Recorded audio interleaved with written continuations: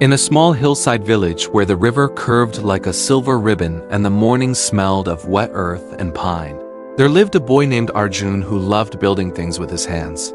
He was only 14, skinny from growing too fast, with calloused fingers and eyes that always seemed to be measuring the world.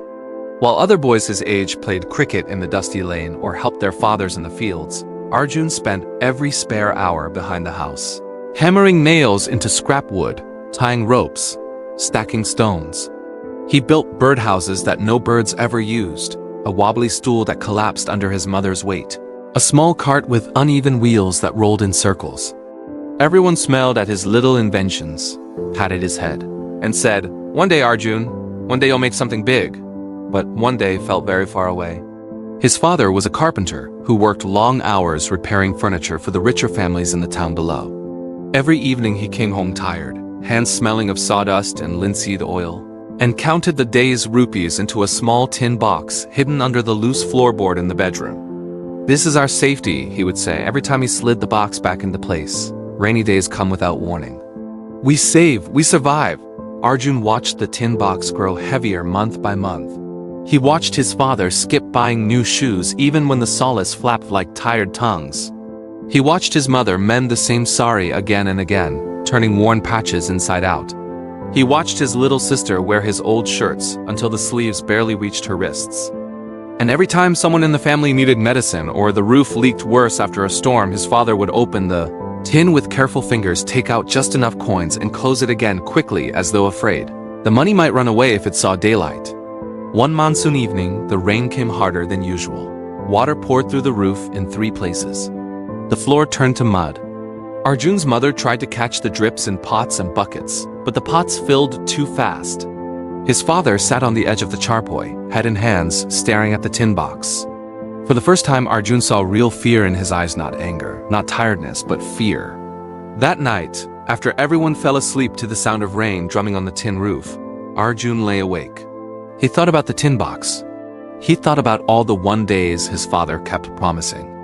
He thought about how saving felt like holding your breath safe for a while. But eventually you had to breathe out, and then everything felt the same again. The next morning the rain stopped, leaving the air cool and clean. Arjun went to his father's small workshop behind the house. He found a broken wooden crate, some leftover nails, a piece of old bicycle chain, and 2 rusty metal wheels from a handcart someone had thrown away years ago.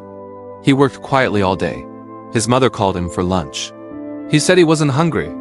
His sister peeked in and asked what he was making. He only smiled and said, "Something useful."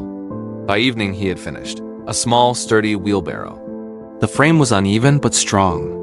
The wheels turned smoothly after he oiled them with a drop of his father's linseed.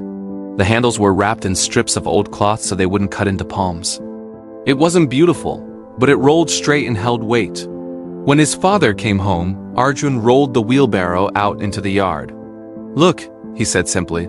His father stared. He walked around it twice, testing the wheels with his foot, lifting the handles, feeling the balance. "You made this?" he asked. Arjun nodded. The next morning his father did not go down to the town to look for carpentry work. Instead he loaded the wheelbarrow with a few tools, some leftover wood scraps, and a small sign Arjun had painted in wobbly letters. "Repairs and small furniture. Done at your home." They walked together to the neighboring houses. The first woman laughed when she saw them. "What is this? A child's toy?" Arjun's father smiled quietly. "Try it, Didi. If the work isn't good, you pay nothing." She needed a broken chair fixed. Arjun's father repaired it in 20 minutes right in her courtyard while she watched. When he finished, she gave him more money than he usually earned in a full day, and she told 3 neighbors. Word spread slowly at first, then faster. People liked that the carpenter came to them. They liked that he brought his own light cart so nothing got lost or dirty. They liked that he charged fair prices and always cleaned up afterward. Within 2 months, the tin box under the floorboard was no longer the only place money lived. There was a second tin, now one for growing money. Every week Arjun's father put half the extra earnings into it. With that money, they bought a second-hand sewing machine for Arjun's mother. She began taking small stitching orders, blouses, pillow covers, school uniforms.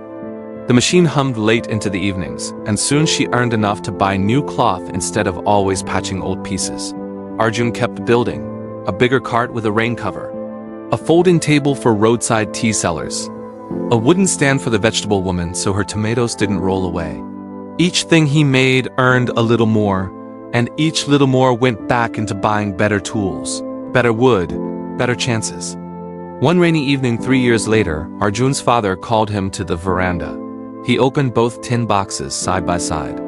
One was still the old safety box, steady, but not growing much. The other was heavier, brighter, with new coins and folded notes. "Do you remember when I said saving is safety?" his father asked. Arjun nodded. His father touched the second box. "This one is freedom. Saving keeps you alive. Growing lets you live." He placed a hand on Arjun's shoulder. "You didn't wait for one day. You built the day yourself." Arjun looked at the 2 tins, then at the wheelbarrow parked under the eaves, then at the sewing machine glowing softly through the open door. Outside the rain fell steadily, but inside the house felt warm, full, alive. From that day forward, whenever anyone in the village asked Arjun's father for advice about money, he didn't talk about saving first. He talked about starting small, really small, and letting it grow. And every time he told the story, he ended with the same quiet sentence: "Money in a box can keep you dry. Money that works for you can take you anywhere." Years later, when Arjun had his own small workshop and people came from 3 villages away to buy his clever carts and clever shelves, he still kept 2 tins on a high shelf, one for safety, one for growth. He never forgot which one changed everything. The simple lesson carried in Arjun's hands and heart was this: saving money protects what you have. Making money work, however small the beginning, builds what you dream. Don't wait for enough to feel safe. Start with what you have, let it grow, and watch safety turn into possibility. Even one small wheel can roll a long way. If you give it a push and trust the road,